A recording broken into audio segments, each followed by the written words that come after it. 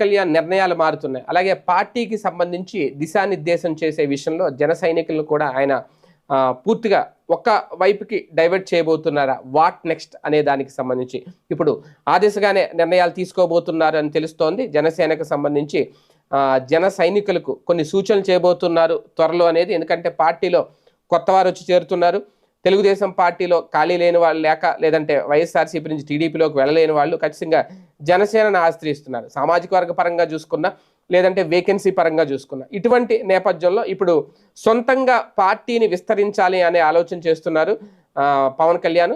అయితే దీనికి ఇంకా సమయం ఉంది, 4 ఏళ్ళ సమయం ఉంది. ఈ 4 ఏళ్ళ సమయాన్ని కనుక జాగ్రత్తగా ఉపయోగించుకుంటే ఖచ్చితంగా జనసేన గతంతో పోల్చుకుంటే బలపడే అవకాశం ఉంటుంది. ఎందుకంటే 2029లోనే షెడ్యూల్ ప్రకారమే ఎన్నికలు జరిగే అవకాశం ఉంది కాబట్టి ఖచ్చితంగా 4 ఏళ్ళ టైం ఉంది.